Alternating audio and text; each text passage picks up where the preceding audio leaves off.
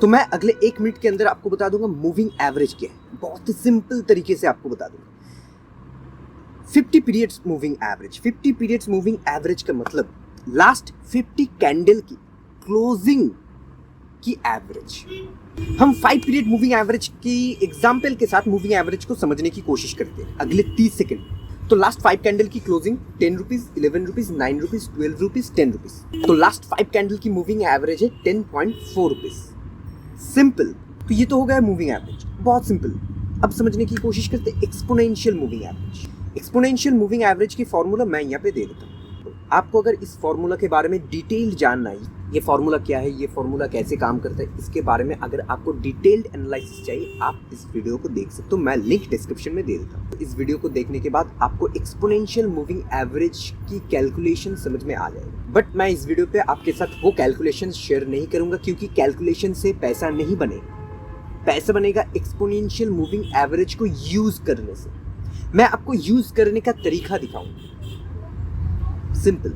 Moving average and exponential moving average के अंदर difference क्या है, किसको कब यूज करना चाहिए, किसको कब यूज नहीं करना चाहिए। तो 50 पीरियड मूविंग एवरेज का मतलब लास्ट 50 कैंडल की प्राइस की एवरेज, ये मैं ऑलरेडी आपको बता दिया। अब हम समझने की कोशिश करते हैं exponential moving average. Exponential moving average ऐसे कैलकुलेट होता है दैट लास्ट कैंडल को ये मूविंग एवरेज ज्यादा प्रायोरिटी देता है एंड आगे की कैंडल को कम प्रायोरिटी देता है। एग्जाम्पल के साथ बोल, सपोज 50 पीरियड मूविंग एवरेज के अंदर ये मूविंग एवरेज 50th कैंडल को सबसे ज्यादा प्रायोरिटी देगा एंड फर्स्ट कैंडल को सबसे कम प्रायोरिटी देगा। कैंडल जितना पीछे होता जाएगा, मूविंग एवरेज की प्रायोरिटाइज उतना कम होता जाएगा। तो आई थिंक आपके पास क्लियर हो चुका exponential moving average and normal moving average के अंदर थियोरिटिकल डिफरेंस। अब हम प्रैक्टिकल जाते हैं। ट्रेडिंग व्यू ओपन करने के बाद यहाँ पे indicators normal EMA, moving average exponential and EMA, normal moving average select. Moving average exponential, it's 50 periods.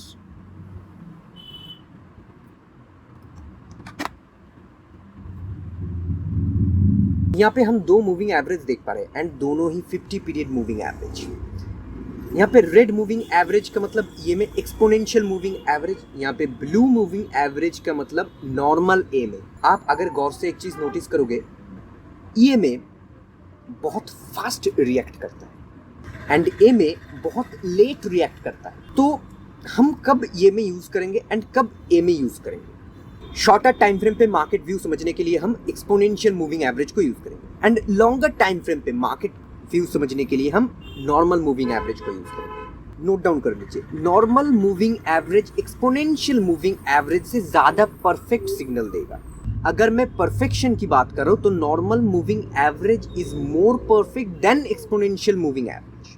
लेकिन अगर मैं रिएक्शन की बात करता हूं, exponential moving average react more faster than normal moving average. तो अभी सबसे बड़ा सवाल है, हम कौन सी मूविंग एवरेज को यूज करेंगे। एक चीज याद रखें, जितना बड़ा मूविंग एवरेज होगा उतना इंपॉर्टेंट रोल, मतलब वो मूविंग एवरेज उतना स्ट्रॉन्ग। हम मार्केट पे अक्सर 21 period, 50 period, 100 period and 200 period moving average को यूज करते हैं।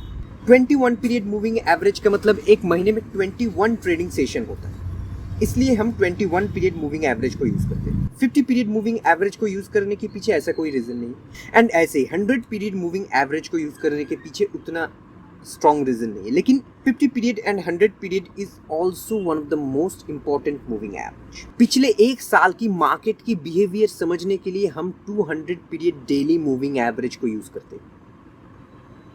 ये जो मूविंग एवरेज की लिस्ट मैं आपको बता रहा हूँ, ये डेली मूविंग एवरेज के हिसाब से मैं आपको बता रहा हूँ। 21 डेली मूविंग एवरेज से हम एक महीने की ट्रेंड को समझने की कोशिश करते हैं and 200 period daily moving average से हम पिछले एक साल की मार्केट की ट्रेंड को समझने की कोशिश करते हैं। और एक important point, 200 period daily moving average से हम beer market and bull market को आइडेंटिफाई करते हैं। मैं आपको दिखाता हूँ।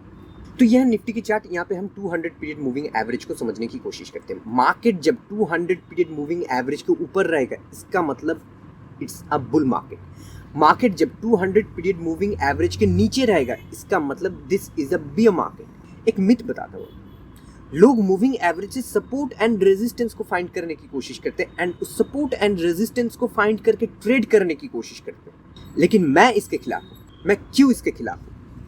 मैंने अक्सर YouTube पे मूविंग एवरेज के बारे में बहुत सारे स्ट्रैटेजी देखा, मतलब ये मूविंग एवरेज को ब्रेक करके मार्केट नीचे जाएगा, हम सेल कर देंगे, ये मूविंग एवरेज को ब्रेक करके मार्केट ऊपर जाएगा, हम बाय कर लेंगे। तो अगर आपको मौका मिला, आप मूविंग एवरेज को यूज़ करके नॉर्मल बैक टेस्टिंग करोगे। Moving average as a support and resistance काम नहीं करता।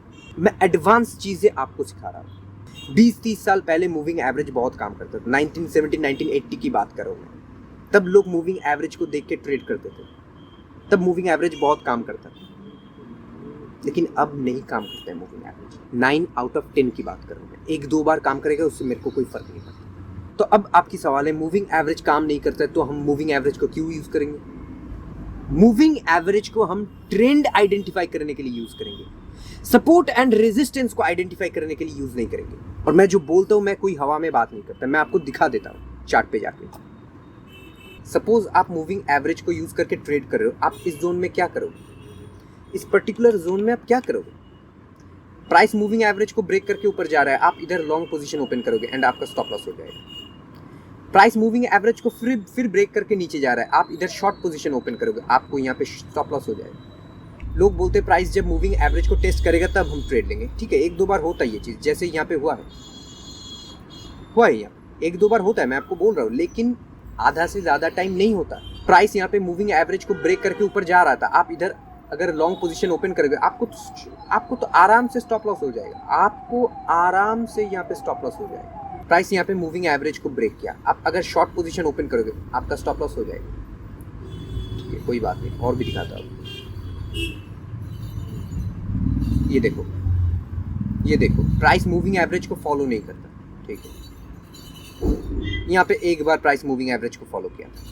फाइनली इस जोन को देखो, आप कितनी बार ट्रैप होंगे इस एरिया पे। यहाँ पे प्राइस मूविंग एवरेज को ब्रेक करेगा, आप शॉर्ट पोजीशन ओपन करोगे। यहाँ पे प्राइस मूविंग एवरेज को ऊपर ब्रेक करेगा, आप लॉन्ग पोजीशन ओपन करोगे। यहाँ पे मूविंग एवरेज को फिर नीचे ब्रेक करेगा, आप शॉर्ट पोजीशन ओपन करोगे। यहाँ पे फिर मूविंग एवरेज को ऊपर ब्रेक करेगा, आप लॉन्ग पोजीशन ओपन करोगे। तो इसलिए मूविंग एवरेज को यूज़ करके सपोर्ट एंड रेजिस्टेंस को फाइंड करने का जो रूल लोग बताते हैं, वो देखने में अच्छा लगता है, लेकिन आप जब इम्प्लीमेंट करने के लिए जाओगे, आपको काम नहीं करेगा। तो इसलिए मूविंग एवरेज को हम ट्रेंड को आइडेंटिफाई करने के लिए यूज़ करेंगे।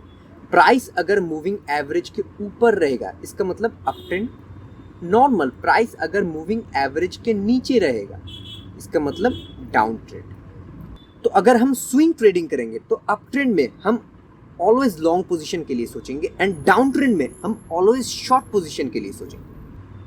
लेकिन मैं ये स्विंग ट्रेडिंग की बात कर रहा हूँ। इंट्राडे ट्रेडिंग का रूल अलग है। इंट्राडे ट्रेडिंग में हम बाइंग एंड सेलिंग के बारे में नहीं सोचते। इंट्राडे ट्रेडिंग में हम अपॉर्चुनिटी ढूंढते हैं। अगर हमें बाइंग अपॉर्चुनिटी मिलेगा तो हम बाइंग करेंगे, अगर हमें सेलिंग अपॉर्चुनिटी मिलेगा तो हम सेलिंग करेंगे। तो आपको अजीब लग सकता है मैं रूल से हट के बात कर रहा हूँ, लेकिन मैं आपको ये बताऊँगा, आप करो, आप उस रूल को फॉलो करो।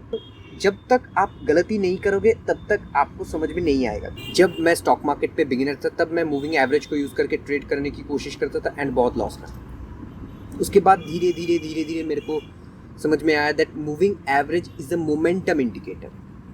ये कोई सपोर्ट एंड रेजिस्टेंस ढूंढने की इंडिकेटर नहीं है। तो last but not the list, moving average use करेंगे या एक्सपोनेंशियल मूविंग एवरेज यूज़ करेंगे? मैं आपको रिकमेंड करूंगा एक्सपोनेंशियल मूविंग एवरेज यूज़ करने के लिए। Exponential moving average is the best moving average I think, क्योंकि ये लास्ट कैंडल को ज़्यादा प्रायोरिटी देता है एंड पीछे की कैंडल को कम प्रायोरिटी देता है। इसलिए मैं आपको एक्सपोनेंशियल मूविंग एवरेज रिकमेंड करूंगा। ओनली 200 डेली मूविंग एवरेज पे हम नॉर्मल मूविंग एवरेज यूज़ करेंगे, लेकिन बाकी जो भी हम मूविंग एवरेज यूज़ करेंगे, हम सब एक्सपोनेंशियल मूविंग एवरेज यूज़ करेंगे। आई थिंक मूविंग एवरेज का ये क्लास आपको समझ में आया। मैं ऐसे बहुत सारे स्टॉक मार्केट की क्लासेस अपलोड करूंगा इस चैनल पे, तो हर एक क्लास के बारे में अपडेटेड रहने के लिए इस चैनल को सब्सक्राइब करो। एंड अगर इस वीडियो से कुछ भी नया सीखने को मिला तो प्लीज़ इस वीडियो को लाइक करो। तब तक टाटा।